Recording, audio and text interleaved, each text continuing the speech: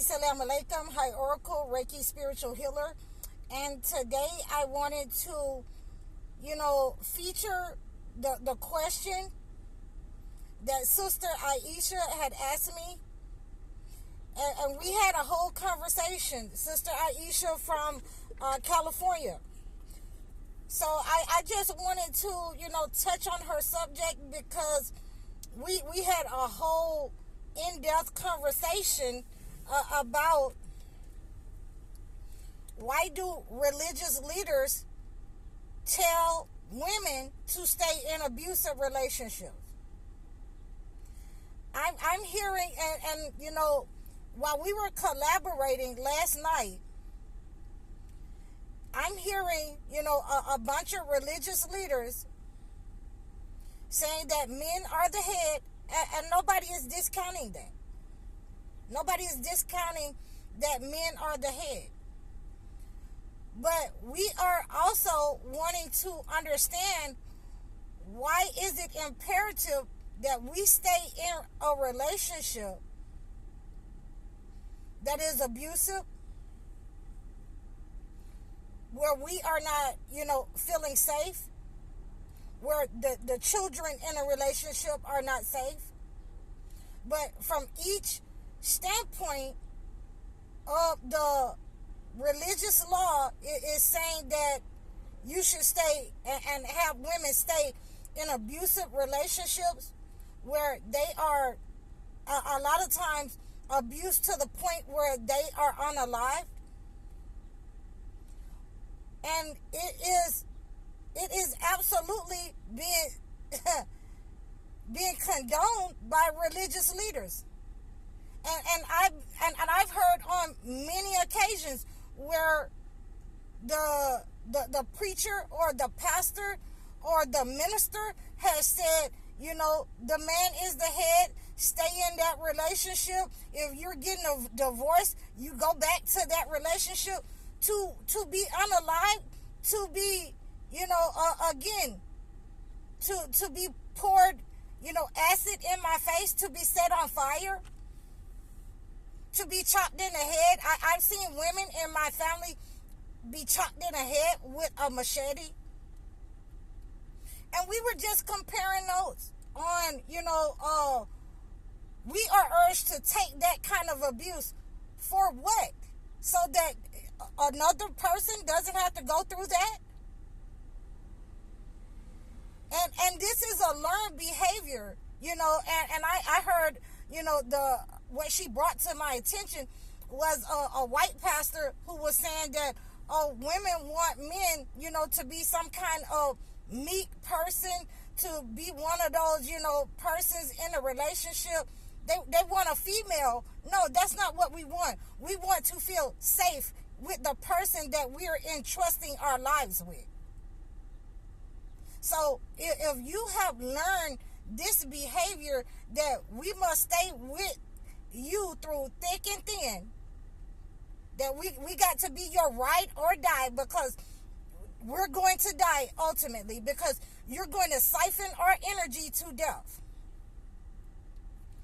In a lot of these cases, these people are con artists. These men are con artists. They got into a relationship under false pretenses.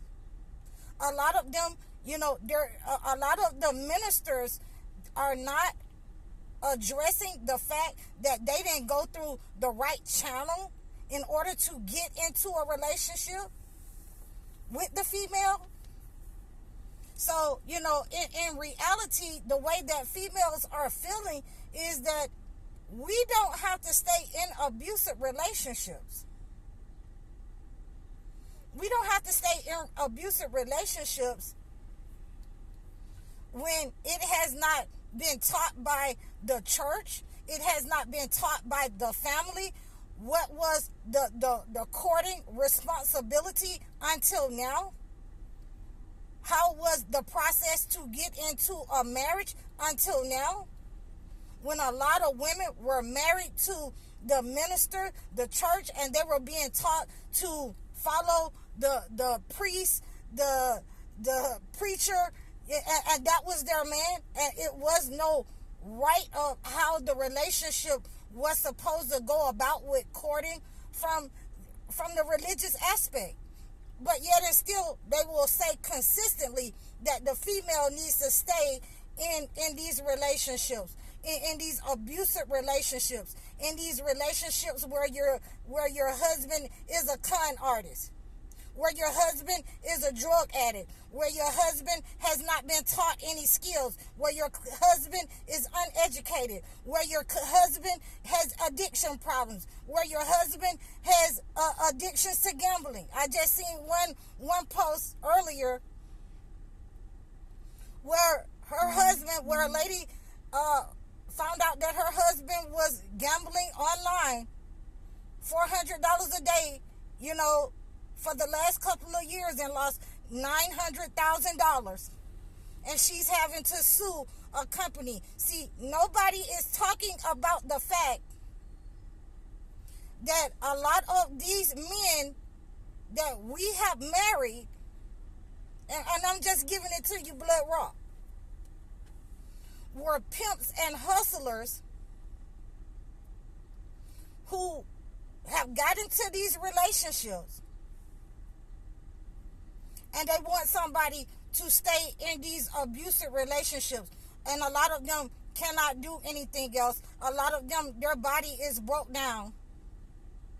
And I don't think that, the law is just made for men to be able to get married and get a divorce. If the wife is being abused in the relationship, and she can show that she is being abused, it doesn't matter if he cannot, make money in the same way. It shouldn't even matter about if he can't provide money or have money the same way that she can, because ultimately his job is to provide.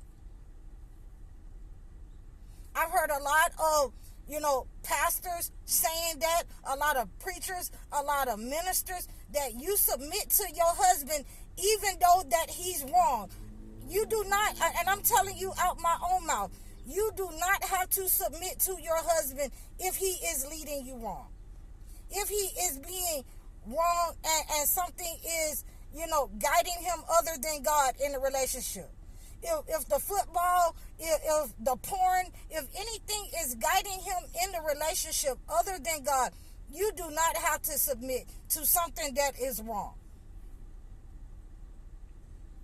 So if that was the case, and this is the point that I made to her, Sister Aisha, if that is the case,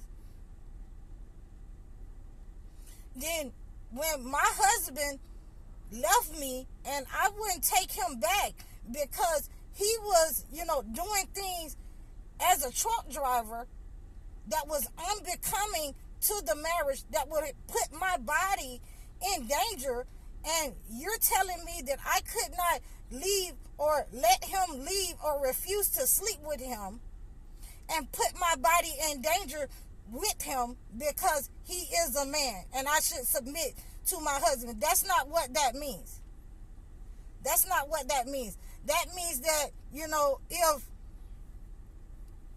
he is found to be doing things outside of the relationship that is ungodly, I do not have to sleep with him. Just like it says in the Holy Quran, if she is doing things that is,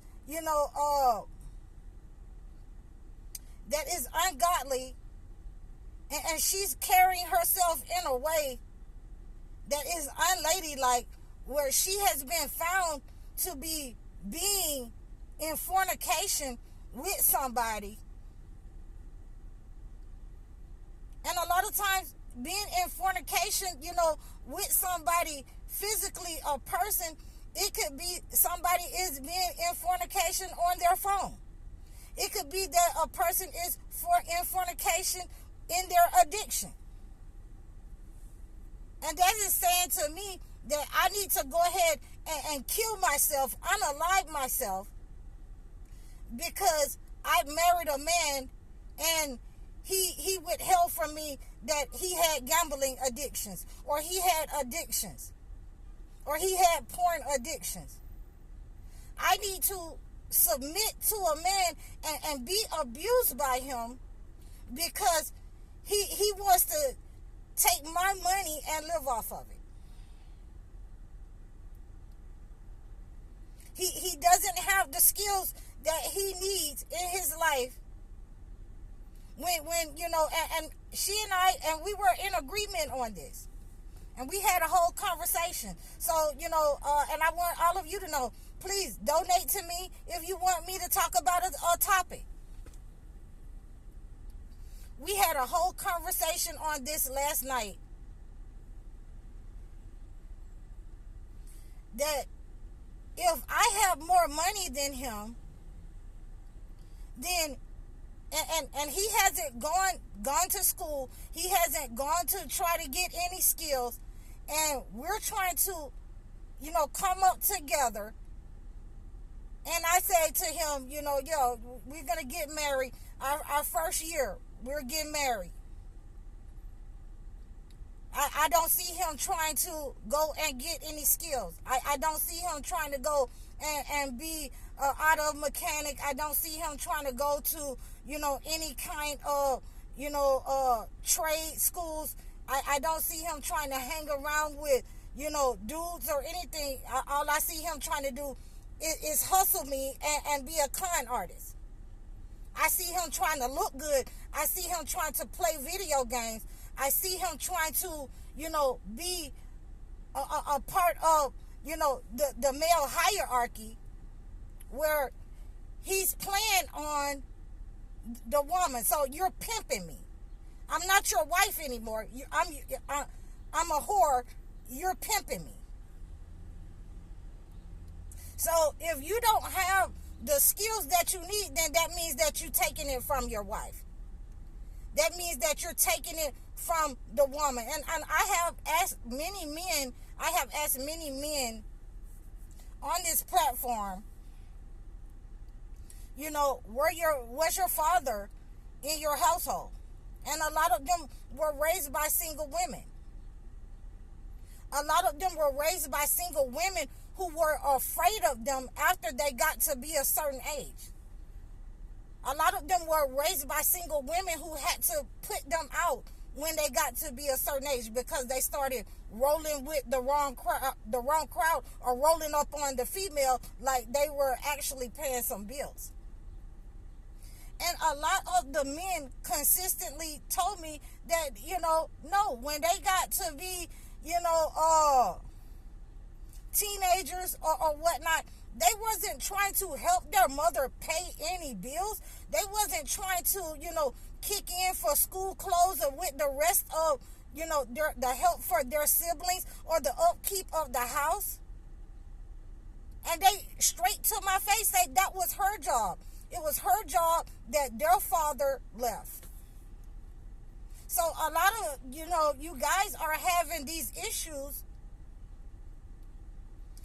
and you're trying to blame the woman when this has been embedded in you not to protect and defend your woman from slavery. A lot of your fathers have, you know, left your mothers to fend for herself because they couldn't compete inside of the household.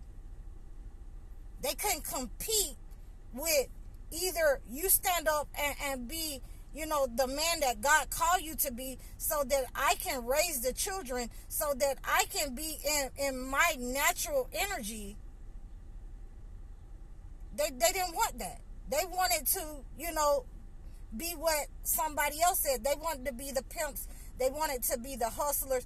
And it's only certain people that elevated doing that. So we have this energy that's coming from our males, that if we don't submit like our mothers did to them giving us nothing, then, you know, they're going to become violent. And I'm telling all my females to please arm yourselves.